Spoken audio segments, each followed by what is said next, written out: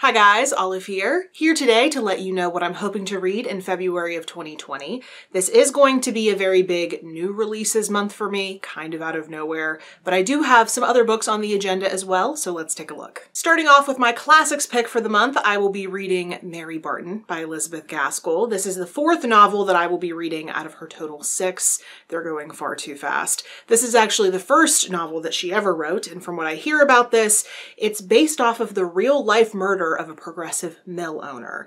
Considering that Elizabeth Gaskell penned my 2 all-time favorite classic books, I am very excited for this one. And then I figured, since I'm reading an Elizabeth Gaskell novel this month, that my 5-star nonfiction prediction selection, my goodness, that is a mouthful, should be The Victorian and the Romantic by Nell. This is one of those memoir meets literary history books that I just love. In this book, the author talks about her own connection to Elizabeth Gaskell's novels, obviously very relatable for me, but she also compares her own love affair that she's having during a period of time in her life to one that Elizabeth Gaskell had with a young American critic. I have heard nothing but good things about this book, and February seemed an appropriate month to pick it up, considering it has romantic in the title. Also appropriate for the month is a romance book. I am actually planning on picking up where I left off this time last year with the Reluctant Royals series, so I am hoping to read A Duke by Default by Alyssa Cole. I read A Princess in Theory in February of last year, and this book follows one of the side characters from that book, except in this book, she of course gets the spotlight in this second installment in the series. I have been slowly adding more romance to my reading diet, and I have been absolutely loving it. I cannot wait to pick this book up. Back on the nonfiction side, I'm going to be picking up a book that I recently hauled in my most recent nonfiction haul called The Dinosaur Artist by Paige. I'm actually going to be buddy reading this one with the wonderful Emma over at A Cup of Books. She is the resident dinosaur enthusiast here on Booktube, so I cannot imagine a better person to read this book with. This is one of those true crime natural history books that have been randomly all the rage. It is all about a T-Rex skeleton going up for auction, but right before the auction can commence, the Mongolian government intervenes, obviously alerting us that something shady was going on with the situation. So this tells us the entire story. I am so looking forward to this one. Another book pretty much along those exact same lines is a new release that I'm hoping to read and review this month. That book is called The Falcon Thief by Joshua Hammer. This book looks at the illegal trade in rare birds of prey. It more specifically follows the story of one man who was apprehended at a British airport, and he was found to have bird eggs taped to his chest underneath his shirt.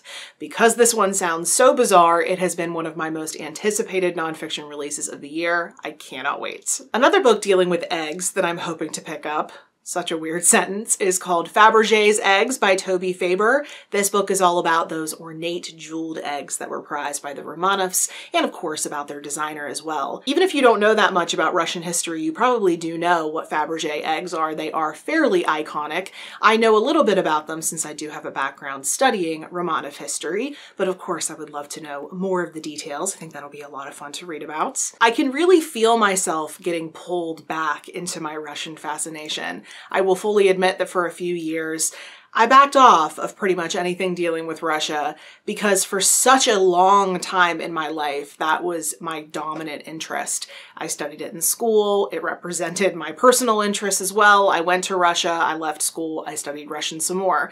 So I wanted to give myself some time to explore other interests.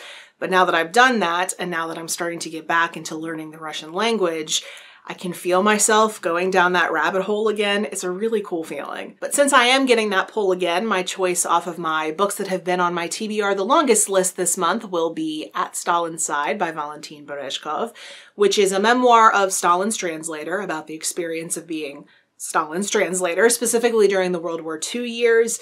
Needless to say, this one has been on my TBR for far too long, and it's time I finally read it. And then, as I said at the beginning of the video, there are so many amazing books coming out in the month of February. I don't know what it is about February, but all of these books are coming out. I have review copies of a ton of them. The Falcon Thief was just one of them. Another one is Una Out of Order by Margarita Montemor. Macmillan was kind enough to send me an early audio copy of this book. It is all about a woman who is living her life out of order, as the title would suggest. Every year on her birthday, beginning when she is 19 years old, she time travels to a random age in her life and lives that year until her birthday when she time travels again.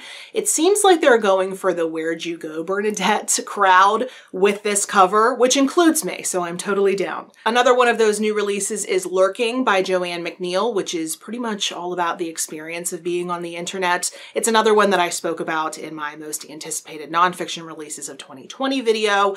I'm actually hoping to do a video review of this one. I hope I have strong enough opinions to want to do that. And then there are a few other February releases that I have early copies of. I'm hoping to read them and review them, but I'm hesitant to talk about all of them here in this video because I'm not entirely sure what I'm going to have time for. I just found out over the weekend that I will be a judge in this first round of the nonfiction category of the BookTube Prize. Super exciting.